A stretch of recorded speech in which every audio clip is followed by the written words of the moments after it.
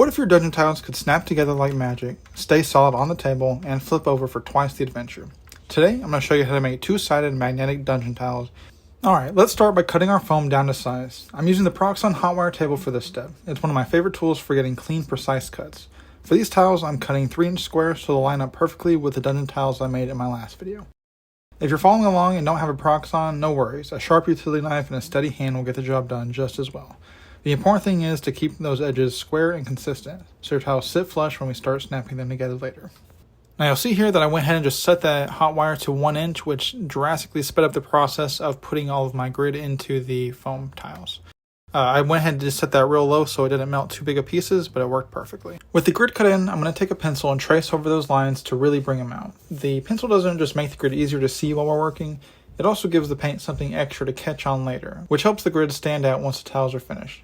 Think of it as locking in those lines so they don't disappear under layers of paint and sealer. And now, just to finish those up real quick. Next, it's on to texturing the stone side. For this part, I'm using one of my favorite cheap and easy tools, a crumbled up ball of aluminum foil.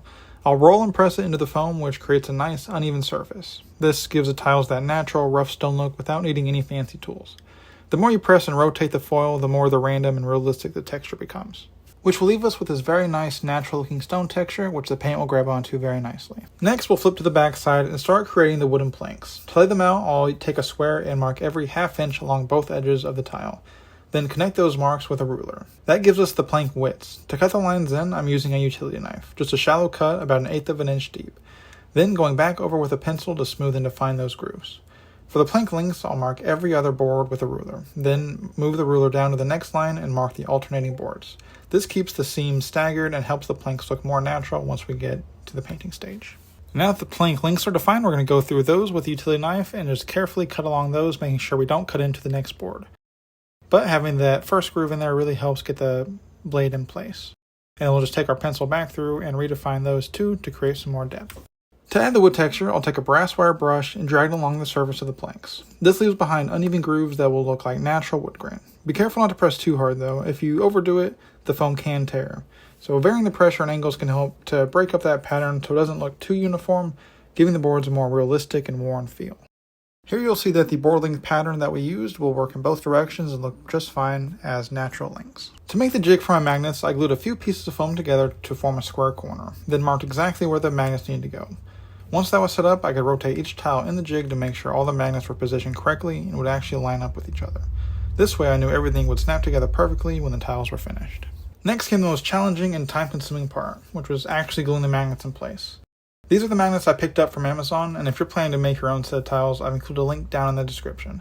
It takes a little patience to get them seated just right, but this step makes the tiles snap together so cleanly in the end. I couldn't find any guide on which direction to arrange the magnets to make sure everything snapped together correctly, so I drew it up on paint and started experimenting.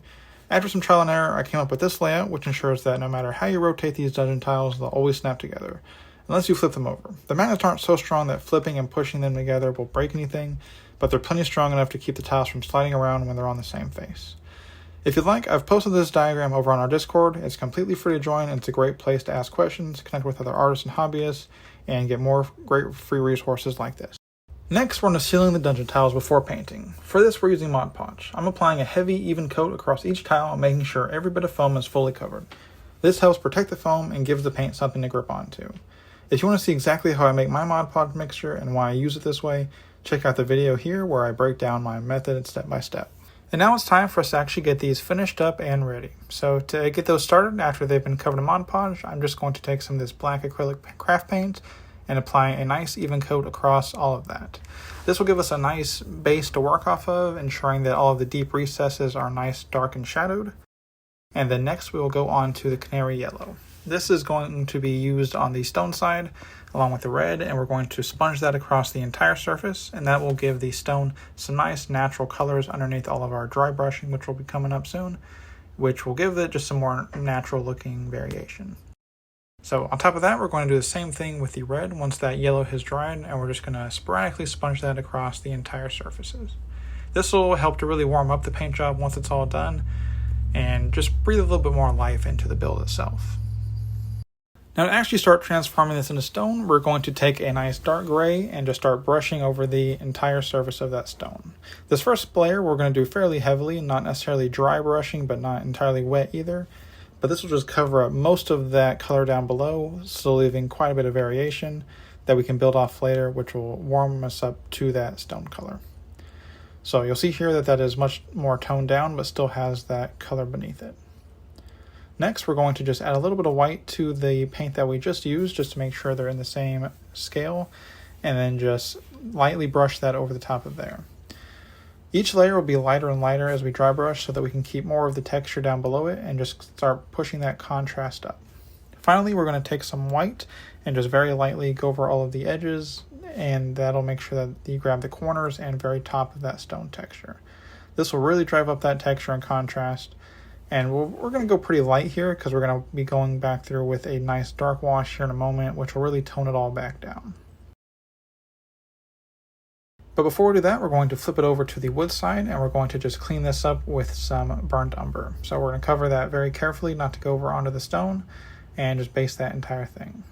Now to get the lighter texture and color, we're going to take some nutmeg brown and just lightly brush over the tops of that. This will just add some nice warm variation and grab all those highlights of the board, which also makes a nice weathered look on these once it's all dried. It won't be quite as bright once it's dried, but it'll still have that nice variation.